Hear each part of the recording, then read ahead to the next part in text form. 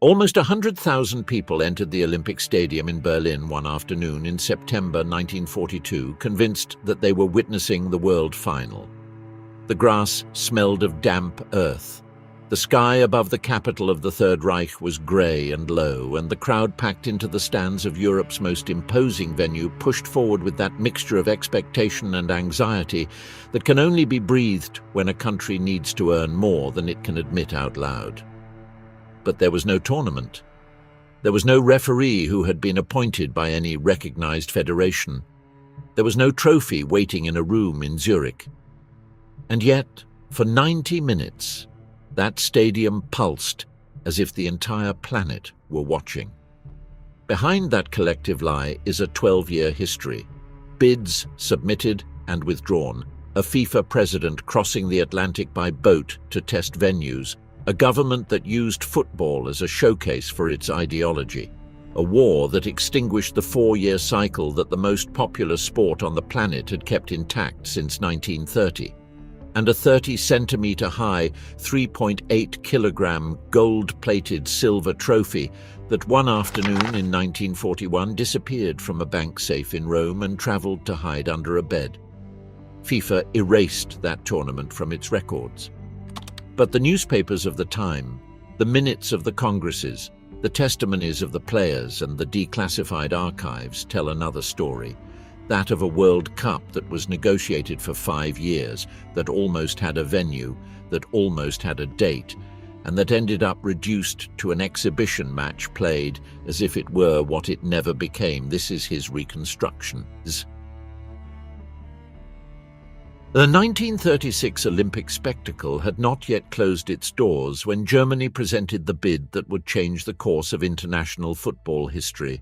Exactly 3 days before the closing of the Games of the 11th Olympiad, when, within the framework of the 23rd FIFA Congress held in the same Berlin that served as the Olympic venue, the German delegation formalized its aspiration to organize the 1942 World Cup.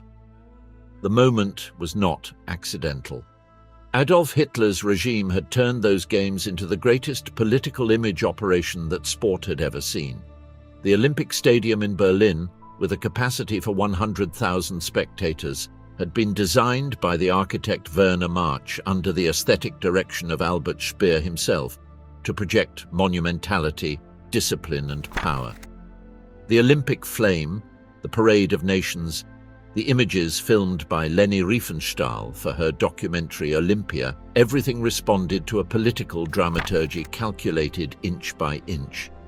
Joseph Goebbels, Reich Minister of Propaganda, had understood before anyone else that mass sporting events were the most powerful vehicle of influence in the modern era.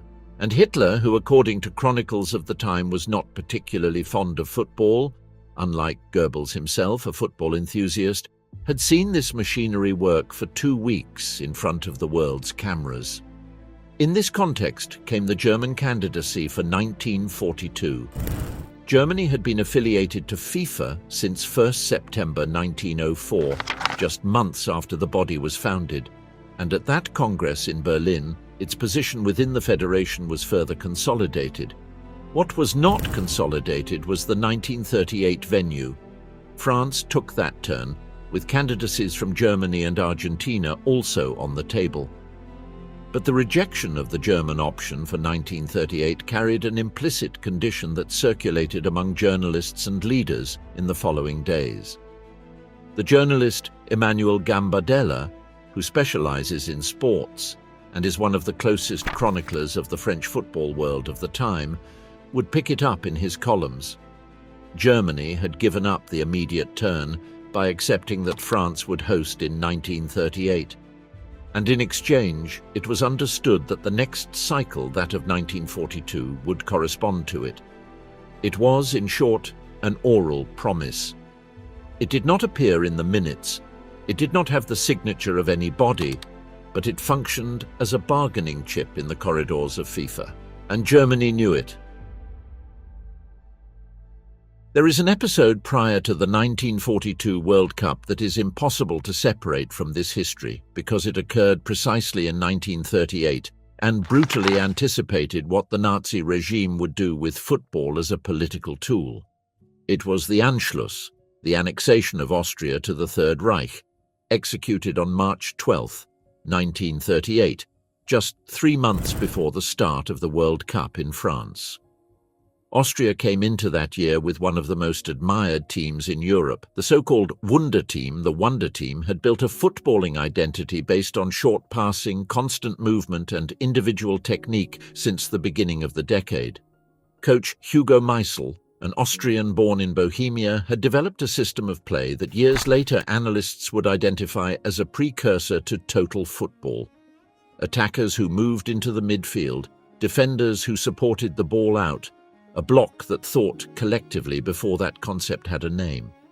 Between 1931 and 1934, Austria went 18 games without defeat, including a 5-0 win over Germany in Berlin in October 1931 that left German chroniclers themselves without enough vocabulary to describe it.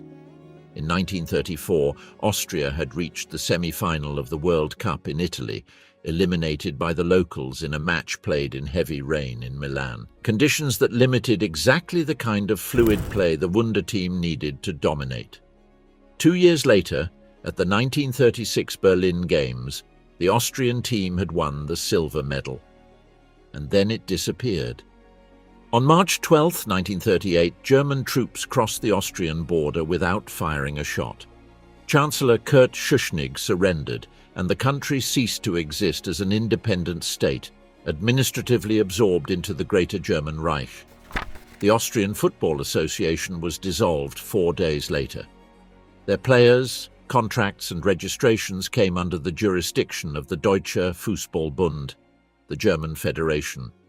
Sepp Herberger, the Germany coach who had been in charge since 1936 after succeeding Otto Nerz after the Olympic failure, was ordered to add Austrian players to the squad for the World Cup in France. It was a forced addition, executed with little preparation time, which in practice destroyed the cohesion of both squads.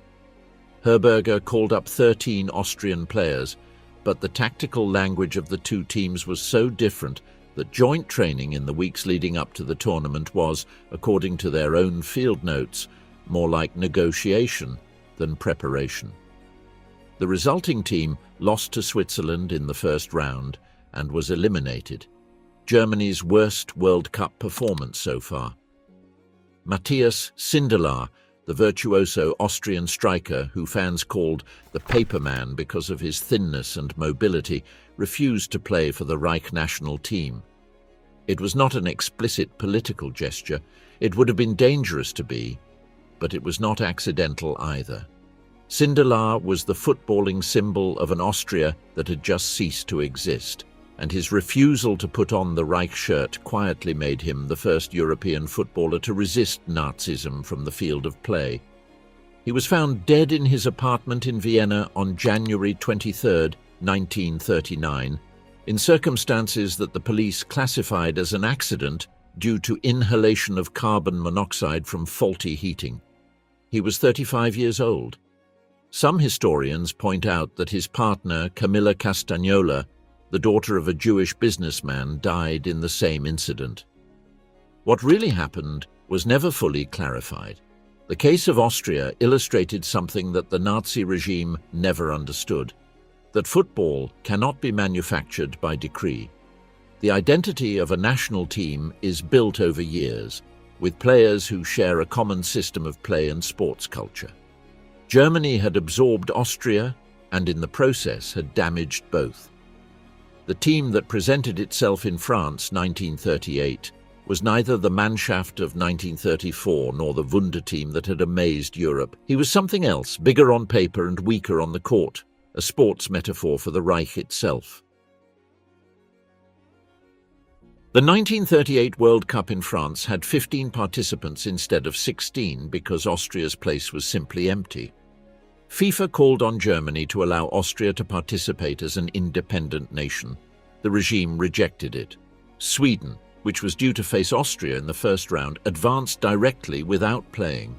The British FA was offered the vacant place and rejected it, outraged at never having been called upon to host a tournament that English football considered theirs by historical right, being the country where the sport had been born and codified its rules. Among the 12 European and 3 South American teams that did participate, politics made constant noise. Italian Duce Benito Mussolini, who had won the title in 1934 with the locals and whose team returned as reigning champions, sent a telegram to the players before the final against Hungary through the General Secretary of the Fascist Party, Achille Staras. The message was 2 words: vincere o morire. Italy won 4-2. Hungarian goalkeeper Antal Szabó would remember decades later that he had never in his life felt happier after conceding 4 goals. If Italy won, the 11 could return home. Jules Rimet, the French lawyer who had founded the World Cup and had presided over it since its first edition in 1930, was convinced that this could be the last World Cup. The political signs were unmistakable. Spain in civil war, Austria disappeared from the map, Germany pushing its borders eastwards. Rimet had pushed for the tournament to be held in France because, if there was little time left, he wanted it to be played in a country where there was still freedom to do so. And there was another substantive discussion that would directly affect the next cycle: the 1942 venue. At the FIFA meeting held in Paris before the start of the tournament in June 1938, the Federation announced that the election of the organizer of the next Cup was postponed to a new Congress to be held 2 years later in Luxembourg. Brazil had formally entered the competition for the venue, arguing that 3 consecutive editions in Europe broke the spirit of a tournament that was called the World Cup. Argentina had also begun to move, without an official candidacy yet, but signaling that the promise of alternation between continents, an oral promise, like almost everything in that FIFA of the 30s, was being ignored. Germany, meanwhile, continued to accumulate territory. The Czechoslovak Sudetenland had been ceded in the Munich Agreement of September 1938. The Reich was growing, and its candidacy for 1942 was growing with it, supported by the certainty that the Nazi government would finance whatever was necessary to bring the World Cup to German soil. Jules Rimet was 64 years old in 1939 and had been at the helm of FIFA for 19 years.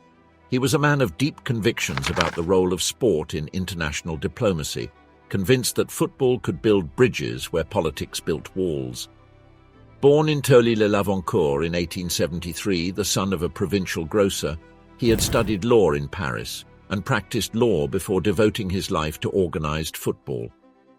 It was he who imagined in 1920, from the presidency of the French Federation, that the most popular sport in the world needed its own tournament that did not depend on the Olympic cycle or its restrictions on amateurism.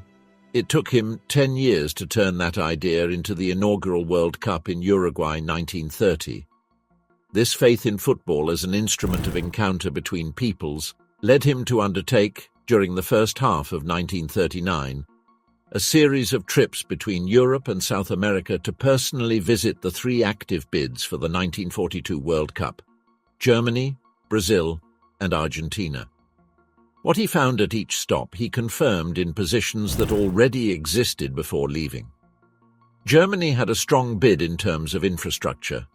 Berlin's Olympia Stadium was built and tested, with a capacity of 100,000 people, and 6 other cities, Munich, Hamburg, Cologne, Frankfurt, Leipzig and Breslau, had world-class sports facilities erected or renovated for the 1936 Games. The organizational machinery of the Nazi state was efficient, and funding was guaranteed without conditions. The regime's ambassador to FIFA, the official Karl Ritter von Hult, an Olympian himself and a member of the International Olympic Committee since 1929, had worked for years to consolidate Germany's position within the body. He was the perfect interlocutor. He knew the codes of international sports diplomacy and knew exactly what arguments worked with each delegate. Brazil, meanwhile, showed genuine enthusiasm and strong arguments. South America's largest country, with a rapidly expanding football culture and the memory that the first World Cup in 1930 had sparked a European boycott because of distance. In 1942, the means of transport would reduce this problem. The ocean liners took between 2 and 3 weeks to cross the Atlantic, and although the cost was high, it was not insurmountable if FIFA assumed part of the travel expenses. Rio de Janeiro had also begun the construction of a new municipal stadium that, according to the plans presented to Rimet, could accommodate more than 100,000 spectators. That stadium would be completed in 1950 with the name of Maracanã and would open its doors for the tournament that finally corresponded to Brazil to host. Argentina was the most politically active of the three candidates. The Argentine Football Association had expressed formal interest in June 1939, even going so far as to outline a proposal for shared organization with Brazil that would include matches in Buenos Aires, Montevideo, and Rio de Janeiro. It was a creative idea that reflected the resentment accumulated in the Rio de la Plata for the three consecutive tournaments outside the continent where they had been born: Uruguay, 1930, Italy, 1934, France, 1938. River Plate football felt like the founder of the cup and excluded from it at the same time. The Argentine stadiums available, River Plate's Monumental in Buenos Aires, the Gasometro in San Lorenzo, the Boca Juniors Stadium in La Bombonera, still under construction, were not comparable to European facilities, but the political will was real. The candidacy shared with Brazil was never fully formalized, however. Each federation had its own ambitions and its own parallel negotiations with Rimet, and coordinating them would have required a level of institutional trust that South American football at the time had not yet built. Rimet returned from those trips with enough material to make a decision, but without the will to make it yet. The Luxembourg Congress, scheduled for September 1939, would have the last word.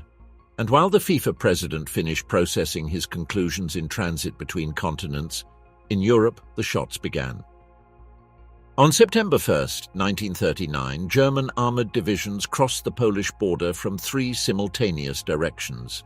The operation, preceded by a fake Polish attack fabricated by the SS on the border town of Gliwice, activated the clauses of the mutual defence treaties that Poland had signed with the United Kingdom and France.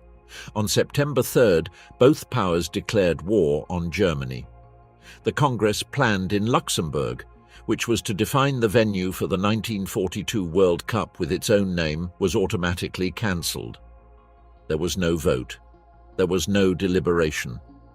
There was simply an administrative silence that FIFA would take weeks to fill with an official statement. The Federation's General Secretary, Dr. Ivo Schricker, a Swiss jurist who had been the administrative architect of the first three World Cups, managed from Zurich to halt all ongoing plans. FIFA, unlike other international organizations that ceased activity completely, maintained a minimum operation under Rimet's presidency. The headquarters remained in Zurich, Swiss territory, protected by the Swiss neutrality that the Bernese government would defend throughout the war. In October 1939, the FIFA Extraordinary Committee met in Switzerland and took a provisional decision to postpone the defining Congress until March 1940. The war was young, some were confident that it would be short-lived, and the Federation did not want to close doors prematurely. It was in this atmosphere of pent-up expectation that the Parisian newspaper Le Petit Parisien published in December 1939 a statement by Dr. Schricker himself assuring that there will be, in fact, a World Football Championship in 1942. Europe was then experiencing the so-called drôle de guerre, the false war or joke war. The Western Front remained static without major offensives, while the powers looked at each other from their trenches with a calm that many mistakenly interpreted as a sign that the conflict would die down before escalating. In the cafes of Paris, in the bars of Madrid or Buenos Aires, some were still planning hypothetical trips to see the next World Cup. That strange period lasted until the spring of 1940. Before the war definitively extinguished the plans of football, there was a parallel chapter that says a lot about the fear that the Nazi regime generated in those who had something to protect. It was a 30-centimeter-high object, sculpted in 3.8 kilograms of sterling silver plated in gold, created by the French sculptor Abel Lafleur from a commission that Jules Rimet made in 1928 to the Maison Arthus Bertrand in Paris. It depicted Nike, the Greek goddess of victory, with her arms outstretched holding an octagonal, 8-faceted cup. Its base was made of deep blue lapis lazuli, and small silver plates were embedded with the names of the champions of each edition. It cost 50,000 Swiss francs, and Rimet personally took it to Montevideo in his suitcases as hand luggage to deliver it to the first winner, Uruguay, in 1930. Since then, he had traveled the world without attracting much attention, changing hands between Uruguay, Italy, and Italy again. In 1938, after the second consecutive Italian victory, the trophy stayed in Rome. After 1938, Italy had it in their possession as two-time consecutive champions. The cup was kept in a security vault of the Banco di Roma under the custody of Ottorino Barassi, vice president of the Italian Football Federation and also vice president of FIFA. Barassi was a meticulous Milanese lawyer, a man of few dramatic gestures and many practical foresights, and he was perfectly aware of the policy that the Nazi regime systematically applied in the territories it controlled, the planned looting of works of art and valuables. The Germans had developed this practice with such systematicity that in German it had its own name, Raubkunst, plundered art, and there were specialized units of the Einsatzstab Reichsleiter Rosenberg, the ERR, dedicated exclusively to identifying, cataloguing, and confiscating cultural heritage in the occupied countries. Hermann Göring was perhaps its most enthusiastic collector. By the end of the war, it would be estimated that he had accumulated more than 1,500 works of art stolen in the territories under Nazi control. Barassi sensed that, sooner or later, the bank's records would alert the Gestapo to the existence of that precious metal trophy in a Roman safe deposit box. Italy was an ally of the Reich, not an occupied country, but that alliance did not guarantee immunity from the regime's greedy networks of plunder. Before that happened, he made the decision to take the cup out of the bank secretly and take it home to Milan. He wrapped it in old newspaper, stuffed it into an ordinary shoebox, the kind that no one opens in a register if there is no specific reason to do so, and placed it under his bed. He spent the next few years sleeping less than a meter away from the only trophy that had ever existed in the history of the World Cup. In 1941, Gestapo agents did indeed arrive at Barassi's doorstep. They had information that the World Cup was in Italian custody. They searched the house with the bureaucratic meticulousness that characterized the German security services. Open drawers, empty cupboards, checked papers. They questioned Barassi, who calmly convinced them enough that he did not know the exact whereabouts of the trophy, suggesting that it might be in Milan in the hands of some Federation official. The agents followed that lead for weeks without results and finally left. The cup remained under the bed for the rest of the war. It would not be officially returned to FIFA until July 1947 at the first Congress held in Italy after the armistice, when Barassi personally presented it to Jules Rimet in front of the assembled delegates, in a gesture that the sports press of the time described as the most exciting of that Congress.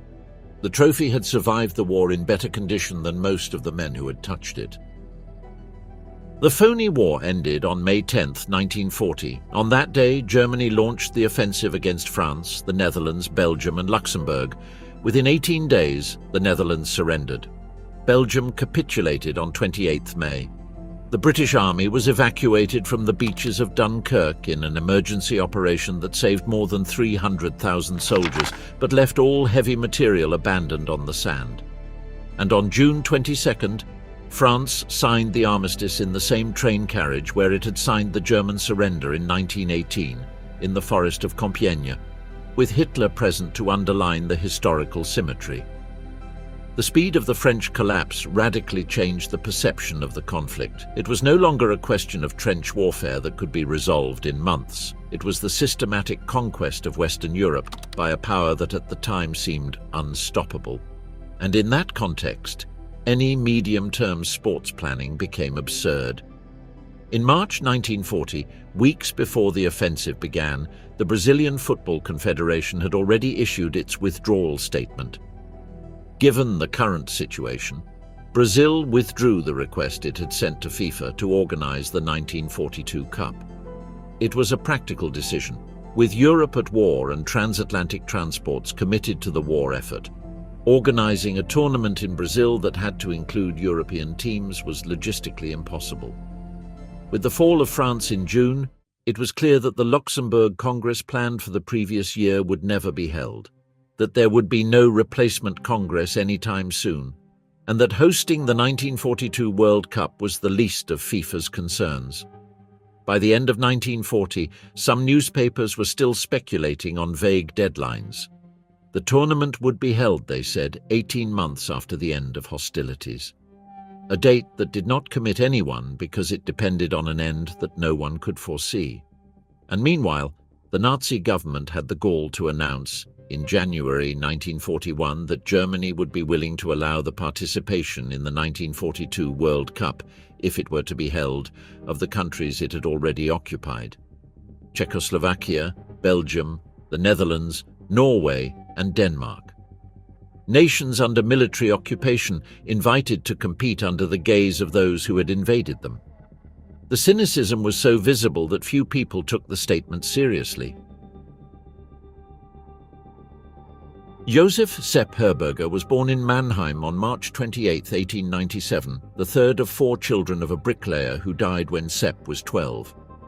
He had played football as a striker during the 1920s at VfR Mannheim and MTK Budapest with modest records, 14 caps for Germany between 1921 and 1925, before discovering that his true talent was on the bench and in the notebook. He was a man who read rivals as others read novels, with attention, with patience, and with the certainty that every detail matters.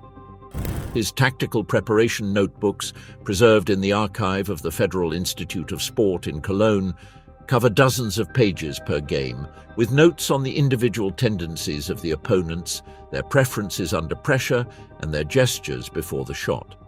He was assistant to coach Otto Ners from 1932 and succeeded him in 1936 after Norway eliminated Germany in the quarter-finals of the Berlin Olympics.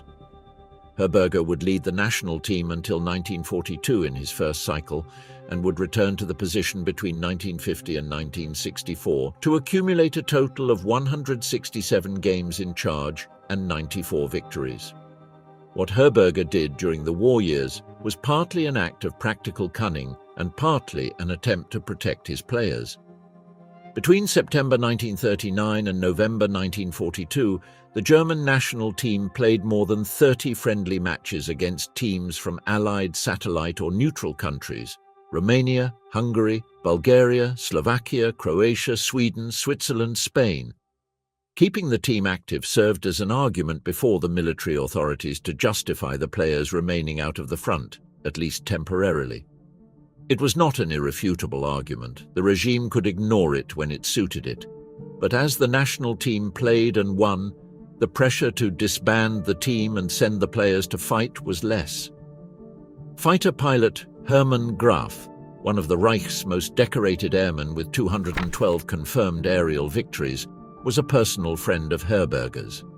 Graf had created within his aviation unit, the Jagdgeschwader 52, a football team called Rote Jäger, Red Hunters, and with the excuse that his unit needed certain soldiers specialized in support and communications functions, he arranged for the transfer of good footballers from other units. It was a bureaucratic fiction that kept some of the best players in the country in positions relatively far from the front lines. Fritz Walter passed through this network. Also Hans Rode and several of the regular starters of the national team during the war years. It wasn't a perfectly reliable system. It required Graf to maintain his influence and not to be too strongly questioned by the military authorities, and it didn't work for everyone. But for a time it served as a way for men like Fritz Walter to continue touching a ball while the continent burned. Herberger selected for that system with the same criteria he used to choose his starters: talent first, but also character. I didn't want players who would collapse under the pressure. And he worked every game of those years with the same meticulousness that he would later apply in the preparation for the 1954 World Cup. Analysis of the opponent, calculated rotations, management of the physical condition of a squad that lived in war conditions and could not train regularly. When victories came, and they often came against opponents whom Germany technically outplayed, the protective effect was renewed. It was that same obsession with detail, built in the hardest years of the century, that led him to assemble the team that, at the Wankdorfstadion in Bern on July 4, 1954, would achieve what German football had sought since 1930. But before 1954, there was September 1942. To understand what happened on September 20th, 1942 at the Olympiastadion in Berlin, you have to understand how the relationship between the Nazi regime and football worked during the war years. It was not a comfortable or coherent relationship. Hitler was never an enthusiast of team sport in general. He preferred boxing and athletics, disciplines where victory depended on an individual who directly embodied some ideal of superiority. Goebbels, on the other hand, did understand football as a political tool and actively supported the use of sport to maintain civil morale in a population that, around 1942, was beginning to receive news about the first major problems on the Eastern Front. The invasion of the Soviet Union, launched on June 22, 1941, under the name of Operation Barbarossa, had begun with spectacular advances. In the first few months, German armies had penetrated hundreds of kilometers into the Soviet interior, capturing millions of prisoners and overwhelming the Red Army's defense. But the winter of 1941-42 slowed the advance. Leningrad resisted the siege. Moscow had not fallen. And in the summer of 1942, as Germany launched a new offensive to the south with Stalingrad as its objective, the war was beginning to show its longest teeth. In this context, a football match won against a neutral team could be exploited for propaganda. A match lost to that same team was a problem of internal morale. The match against Sweden in September 1942 was, officially, a friendly, but the regime sold it in another way. The narrative circulating among German fans, fueled by the official press, which was forbidden to contradict the match apparatus, equated that match with something akin to a world final with no official name. Germany had beaten Hungary 5-3, Bulgaria 3-0, and Romania 7-0 in the previous months. The team came with winning momentum, playing at home in the largest stadium in Europe, and their opponent was neutral, not an ally, without external ideological pressures to support them. 90 minutes to demonstrate superiority in front of 98,000 people. The Swedish national team that arrived in Berlin on September 20, 1942, was a team of footballers who played for clubs in the Swedish domestic league. There was no professional league in the Scandinavian country, and the best footballers of the time were still amateurs in the formal sense of the term. That didn't mean they were mediocre. Since 1924, Svenska Fotbollförbundet had been organizing its national league with a regularity that few European associations could match in those years, and the competitive level of Scandinavian clubs had grown steadily during the 1930s. Sweden had participated in the three previous World Cups, 1934, 1938 and the inaugural 1930, with decent results, and at the 1936 Berlin Olympics they had reached the quarter-finals before losing to Italy. It wasn't a filler selection. It was a team that no one wanted to take seriously because taking it seriously meant admitting that they could win.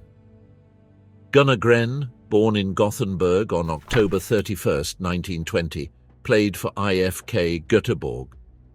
At 21 years of age, he was already the best number 10 in Sweden, with an ability to read the game that would make him a legend of Swedish and European football. His understanding of space, his peripheral vision before receiving the ball, his control of collective times would lead him decades later to earn nicknames such as Il Professore in Italy, where he would spend much of his career. He was a player who never seemed to run too much because he rarely needed to.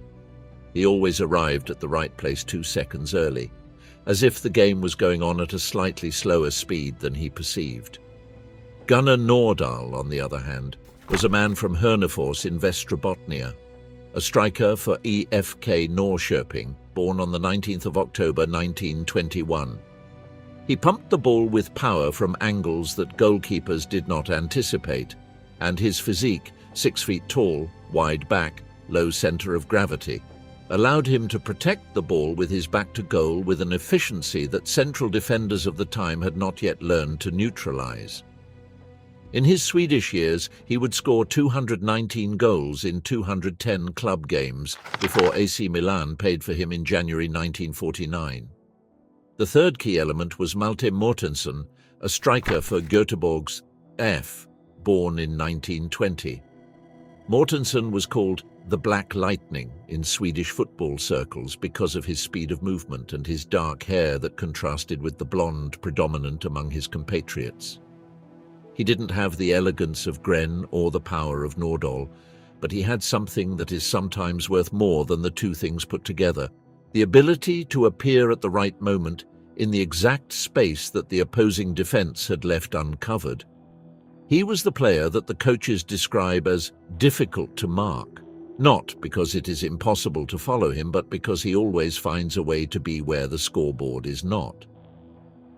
In September 1942, the three were between 21 and 22 years old and were part of a Swedish team that was technically superior to what the German propaganda apparatus was willing to recognize. Sweden was a neutral nation in the war, maintaining trade relations with both sides, selling iron ore to Germany and allowing German troops to transit through its territory, which earned it criticism from the Allies for years, and took pains to avoid any gesture that could be interpreted as political positioning. Going to Berlin to play a football match was part of that policy of active neutrality, to say that it would not have meant taking sides in any other way. The Swedish players crossed the border into the Reich as what they were: sportsmen on official business, without public statements, without gestures of any kind that could be misinterpreted in either direction. The appointed arbitrator was Valdemar Lawson, a Dane from a country occupied by Germany since April 1940, but which maintained a certain internal autonomy under the collaborative government of Erik Scavenius. The fact that a Danish referee whistled a match in Berlin in 1942 was in itself a small demonstration of the impossible balances that sport was trying to maintain in that broken Europe. The captains were Paul Janes for Germany, Borussia Dortmund's 31-year-old right-back, a veteran of the national team since 1931 with 40 caps accumulated, and Karl-Erik Grahn for Sweden, a midfielder for Djurgårdens VfF, with enough mettle to shake hands with the German captain in midfield in front of almost 100,000 people without a trembling pulse. The full German lineup was Helmut Jahn in goal, Paul Janes, Karl Müller, Andreas Kupfer and Wilhelm Sold in defence, Hans Rode, Ernst Lehner, Karl Decker and Fritz Walter in midfield, Albert Singh and August Klingler as forwards. Up front, Sepp Herberger on the bench with his notebook and the certainty that his players had very specific reasons, beyond sporting pride, not to lose that match. The match began with the formalities that the regime's protocol demanded. The Swedes lined up with their arms at their sides, while the Germans raised their right arms in the Nazi salute, facing a tribune where party leaders and Wehrmacht officers occupied the central boxes. Then referee Lawson blew the whistle and protocol gave way to football. 7 minutes. It took just 7 minutes for IFK Göteborg striker Arne Nyberg to score the first. It was a dry, uncomplicated move. A combination that ended with the ball in a net that goalkeeper Helmut Jahn did not reach in time. The Olympiastadion was silent for a few seconds, the kind of collective silence that occurs when 98,000 people process something they didn't expect to see. Germany responded. Ernst Lehner, Augsburg's attacking midfielder who had been with the national team for years, tied the game with a shot that went in clean. And then came August Klingler. The striker, born on February 24, 1918 in Bietigheim-Bissingen, was one of the most promising scorers in German football at the time. He had played his first international matches that same year of 1942, 5 in total, the first against Romania in August, his second goal against Sweden in the outside minute of that game, the 2-1, lit up the stadium. The Reich was winning. The narrative of superiority had data to sustain itself. But in the last minute of the first half, when the clock was ticking down to half-time and the German result seemed to be on track, AIK striker Henry Carlsson equalized. A goal on the edge of the first half that changed the psychological weight of the match. Germany was no longer leading at half-time. The 100,000 people in the stands entered the locker room with the discomfort of someone who expected certainty and received doubt. The second half belonged almost entirely to Sweden. Gunnar Gren organized the game from midfield with that economy of movement that characterized him. Short and accurate passes, changes of pace before the opponent anticipated the next step. Gunnar Nordahl moved between the German defenders with a corpulence that did not prevent him from turning quickly, opening up spaces that his teammates occupied. In the 71st minute of the second half, equivalent to the 26th minute of the second half according to the chronicles of the time, the combination between Gren and Nordahl ended in a precise pass to Malte Martinsson. Martinsson was called the Black Ray in Swedish football circles because of his speed of movement and dark hair that contrasted with the blonde predominant among his compatriots. His shot sealed the 3-2. The Olympiastadion in Berlin fell silent, the most complete, the most uncomfortable possible, the silence of 98,000 people who had come to celebrate and were left with no reason to do so. The defeat was not simply an unfavorable sporting outcome. In the context of the Nazi regime, any public event of that magnitude had direct political consequences. Martin Franz Luther, Undersecretary of the Foreign Ministry and direct advisor to Minister Joachim von Ribbentrop, wrote an analysis of the fallout from the party that circulated internally in the weeks that followed. His argument was explicit. 100,000 people have left the stadium dejected, and since victory in that football match was closer to their hearts than the taking of some city in the east, such an event should be banned in the name of the country's internal mood. It was a phrase that unwittingly laid bare the nature of the problem. The regime had fabricated a narrative of invincibility that depended on constant victories. Each defeat put that story at risk. And this match had been held at the Olympiastadion in Berlin in front of 100,000 witnesses, published in the German press, turned into a national event before it was played. The defeat could not be hidden. The decision was quick. The German national team was disbanded.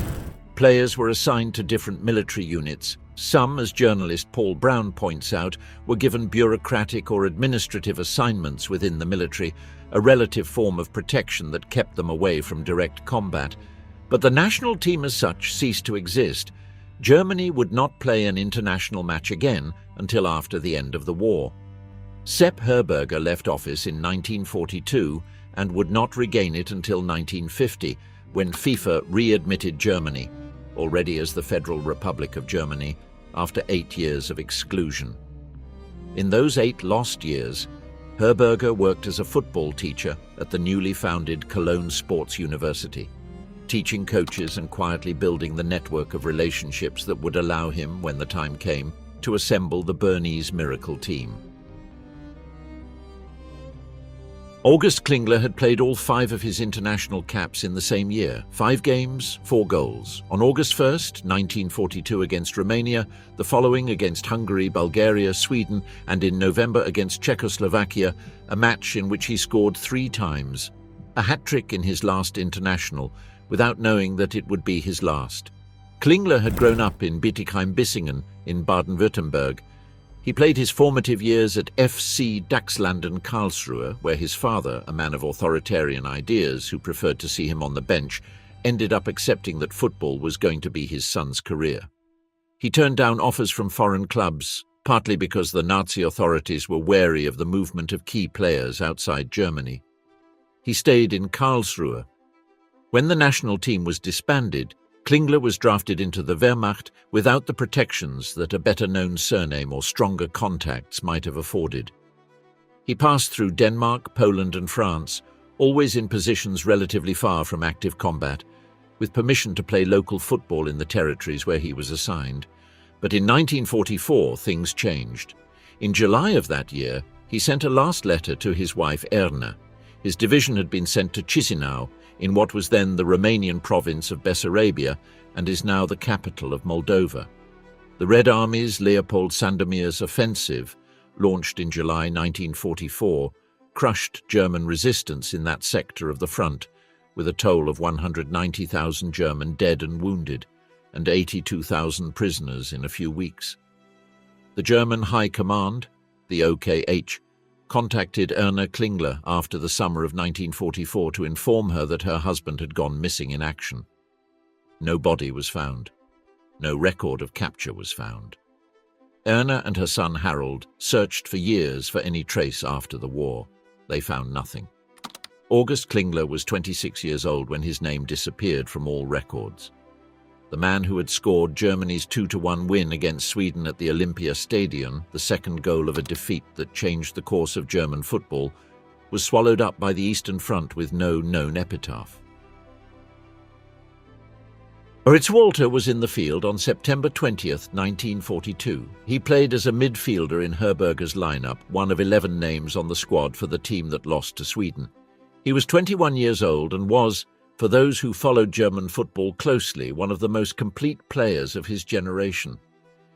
He had made his debut for the national team at the age of 19, scoring a hat-trick in his first game against Romania, and like his brother Ottmar, he would be part of the first FC Kaiserslautern throughout his club career. 357 goals in 364 games for his hometown team. After the dissolution of the national team in 1942, he was drafted into the Wehrmacht. Herberger moved some contacts to keep him in positions away from combat, and for a time it worked.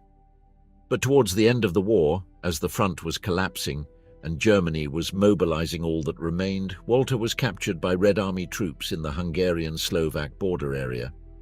It was January 1945. Berlin had not yet fallen, but it was a matter of weeks. He was sent to the Maramuresh prison camp in Romania, where he had contracted malaria during the previous period. The Soviets organized regular trains from these camps to the gulags in Siberia. The malaria that Fritz Walter had contracted during the war left him extremely sensitive to the sun's heat. Sunny days caused him to become feverish and exhausted. That's why the cold and humidity became his favorite conditions to play. That is why, decades later, when it rains heavily in Germany for days, people say that Fritz Walter has been there for a long time. In that prison camp, during a stop on the train that was transporting him to Siberia, according to the most documented accounts, the stop occurred in Ukraine. The German prisoners briefly got off and saw a group of Soviet and Hungarian soldiers improvising a football match. A ball rolled to Walter's feet. He couldn't resist. He controlled it, took a few touches, returned it. A Hungarian guard who was watching recognized him. He had seen Fritz Walter play for Germany in a friendly in Budapest. He went to talk to his superiors and assured that Fritz Walter was not German. He was a citizen of the Tsar Protectorate. It was a lie, and that lie saved the lives of Fritz Walter and his brother Ottmar, who was on the same train. Walter would call that informal match in a prison camp the most important of my life. He returned to Germany after the war, rejoined Kaiserslautern, won 2 regional titles in 1951 and 1953, and in 1951 took over the captaincy of a German team that FIFA had readmitted to the international community, but which still carried the weight of having been excluded from the 1950 World Cup in Brazil. The first World Cup in which Germany was able to participate after the war was in Switzerland, 1954. Fritz Walter was 33 years old. He was, on paper, too old to be the leader of a team that would reach the final. On July 4, 1954, at the Wankdorfstadion in Bern, under heavy rain that weighed on the grass and transformed the field into something like a swamp, Germany faced Hungary in the final. The Hungarians had won the gold medal at the 1952 Helsinki Olympics, had gone 32 games unbeaten, and 2 weeks earlier had thrashed Germany 8-3 in the group stage. They were Ferenc Puskás, Sándor Kocsis, Zoltán Csibor, Nándor Hidegkuti, the best team on the planet at the time by any reasonable criteria. 8 minutes into the final, Hungary led 2-0. And then Germany came back. Helmut Rahn's goal in the 84th minute gave them a 3-2 victory. Fritz Walter, with the captain's armband and the rain washing away 12 years of history, lifted the Jules Rimet Cup. In Germany that night, someone coined a phrase, "Wir sind wieder wer." We are someone again. The sporting victory functioned as a symbolic date of the founding of the Federal Republic of Germany for many politicians and sociologists of the time, an emotional recognition that the country existed again and could look at the world without shame. The Sepp Herberger who lifted that title was the same one who had seen the match against Sweden lost at the Olympiastadion 12 years earlier. The Fritz Walter who lifted the trophy was the same one who had played that game as a midfielder at the age of 21. Two men, a thread that crossed the entire war. The two Swedes who combined for the decisive goal in Berlin on September 20th, 1942, did not end their story there. Gunnar Nordahl continued to play in Sweden during the war and post-war years, racking up titles and goals with IFK Norrköping. He went on to score 7 goals in a single game against Djurgårdens in 1945. He won 4 consecutive national championships with that club. In January 1949, AC Milan paid for him and Nordahl became the first Swede in history to play for the Milanese club. He would score 210 goals in the Rossoneri shirt in Serie A and another 15 with Roma in his last seasons, for a total of 225 goals in Italian Calcio. That makes him the 3rd highest scorer in Serie A history, behind Silvio Piola and Francesco Totti, and the most among non-Italian players. He won the Italian League's top scorer trophy 5 times. His brother Thomas would also play for the Swedish national team and be part of the 1970 World Cup team. Gunnar Gren followed him to Milan in the 1949-50 season, along with the third element of the trident, Nils Lidholm, another Swede from IFK Norrköping. The three formed the Gray No Li, the contraction of the 3 surnames, one of the most productive attacking trios in the history of European football. In the 1950-51 season, AC Milan scored 118 goals in 38 league games. The Scudetto was his. Gren was Il Professore, Nordahl the predator of the area, Lidholm Il Barone, the master of distribution. 3 men who in 1942 had played on enemy soil, in the largest stadium in Europe, surrounded by 98,000 people who wanted to lose them and had won anyway. In 1958, when Sweden hosted the World Cup and changed its rules to allow players who played professionally abroad to be called up, Gunnar Gren and Nils Lidholm wore the blue and yellow jersey again. They reached the final. They lost it 5-2 to a Brazil with a young man named Edson Arantes do Nascimento, 17 years old, who scored 2 goals in that final and let the world see that football had just changed its language. There is a parallel story about 1942 that mixes documented reality with literary fabulation to the point of making it difficult to separate one from the other. It is the so-called Patagonia World Cup, a tournament that was supposedly played in southern Argentina during that same year, with teams made up of workers, engineers, priests, war veterans, and intellectuals of different nationalities established in the region. The original narrative attributes the organization to a tycoon named Vladimir Otz, who supposedly promoted the tournament among the European communities of Patagonia. The nations represented would have been Argentina, Germany, Spain, France, England, Italy, Paraguay, and Poland, plus a team of the Mapuche people that, in the most widespread version, won the final against Germany. The name of the champion, Real Patagonia. Journalist and researcher Paul Brown and several South American soccer historians have pointed out that the entire story seems to originate in the imagination of Argentine writer Osvaldo Soriano, an author known for his novels that mix soccer, politics, and Latin American nostalgia. There is a mockumentary entitled Il Mondiale Dimenticato, the Forgotten World Cup, that reconstructs the tournament with manipulated archive footage, convincing some viewers that they were watching authentic records. The images are convincing in their artificiality. The narrative is believable precisely because it mixes real data about the time with well-placed inventions. What did exist and is documented by correspondence and records of the German community in Argentina was that during the war years, groups of European workers and emigrants in Patagonia organized informal soccer matches on improvised fields without nets or painted lines. The spirit of Soriano's story, if it was Soriano, was not so far from that reality. Football as a way of maintaining cultural ties in exile, as a collective catharsis in times when the continent of origin was destroying itself. But a World Cup, with qualifiers, a calendar and an official champion, did not exist. FIFA never received any report, no request for recognition, no regulations of that tournament. The only match from 1942 that was recorded as the closest to what could have been a world final is the one in Berlin on September 20th, with Danish refereeing, a royal referee and verified lineups. Imagining the 1942 World Cup means sifting through the best footballers of their time and wondering which of them would have lifted a trophy that never existed. The answer depends on the venue. If it was Europe, the Latin American teams would have participated with more logistical difficulty. If it was South America, Europeans would have had the same problem. But the names are so good that the hypothesis is worth it. England had Stanley Matthews, the Wizard of Stoke-on-Trent, who would change English football in the following decades with his ability to dribble on the wing and create numerical superiority. Matthews was 27 years old in 1942 and was in the prime of his physical condition. Italy, two-time champions, presented a team built around the great Torino, the team that would dominate Italian calcio between 1942 and 1949, when the super-gay plane crash killed almost the entire squad.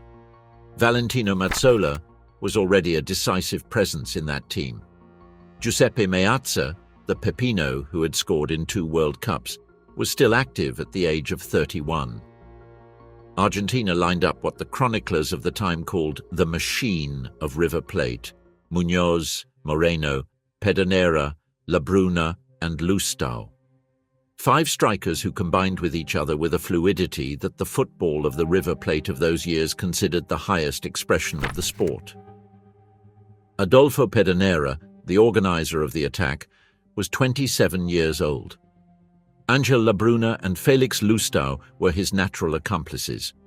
Hungary had a generation of talent that had not yet reached its peak that would come with Puskás' team in the 50s, but which already showed the technical architecture that would make Hungarian football a European reference. Brazil had Leonidas da Silva, the Black Diamond, the man who had dazzled in 1938 with his technique and had been, unjustifiably, left on the bench by the Brazilian coach in the semi-final against Italy to rest him for the final that never came. Uruguay, the first world champion in 1930, had Obdulio Varela growing towards his best version. The Soviet Union, which had not participated in any World Cup until then, had the players of Dynamo Kiev, dominators of the Soviet League, and generally considered the best team that country could ever present in a FIFA tournament before the war. None of that happened, and perhaps, in terms of historical justice, it was better that way.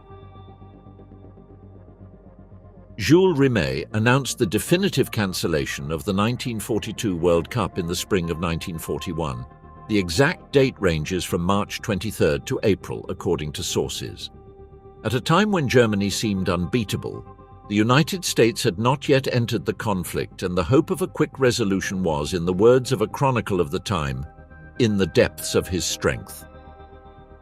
It was not a heroic or early decision. It was the belated and circumstantial acceptance of something that the war had decided for him since September 1939. But the decision was the right one. Organizing a tournament in that context would have meant turning football into a direct instrument of war propaganda for one of the conflicting regimes. If the venue was Germany, the tournament belonged to the Nazis. If it was South America, the Latin American countries that maintained relations with the Axis would have been able to use it politically. There was no scenario where a 1942 World Cup would have been simply football. The first official FIFA Congress after the war was held in Luxembourg on July 1, 1946. 3 decisions were made there that redrew the map of international football. The formal cancellation of the 1946 edition, which would have been logistically and economically unviable for a European continent still in ruins. The assignment of the 1950 headquarters to Brazil, the only country that had submitted a formal candidacy, and the decision to rename the trophy the Jules Rimet Cup in honor of the 25 years of presidency of the tournament's founder and his determination to keep the federation alive during the darkest years of the century. At that same Congress, the British associations, absent since 1920 for their own reasons of institutional pride, returned to FIFA. International football added English, Welsh, Scottish and Irish players to its formal competitions for the first time in a generation.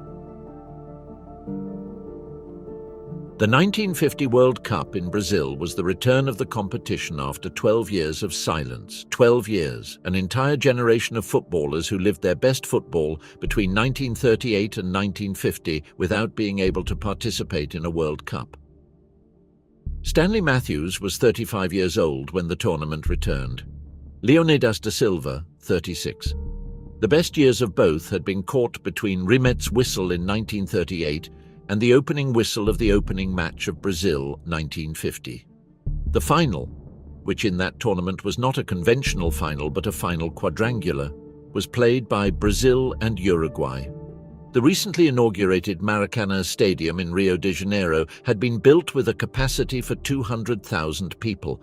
The July 16, 1950 match between Brazil and Uruguay drew between 173,000 and 199,000 spectators, according to different estimates, making it the most attended match in the history of football. Brazil needed only a draw to be champions. Uruguay needed to win. Uruguayan captain Obdulio Varela, called El Negro Jefe, led his team with an authority that no number of fans could bend. Uruguay won 2-1. The Maracanazo, which Arne Nyberg and Malte Martensen and Gunnar Gren had preceded 8 years earlier, with their own silence installed in the Olympia Stadion in Berlin, remained the most traumatic sporting defeat in the history of an entire country. Germany did not play in that tournament. FIFA had excluded her as a result of the war. Sepp Herberger worked in Cologne training coaches and biding his time. Fritz Walter was regaining his level with Kaiserslautern, winning regional championships and waiting for the call-up that would come 4 years later. What, in short, does a World Cup that did not exist mean? The question is not rhetorical. The history of football is also the history of its absences.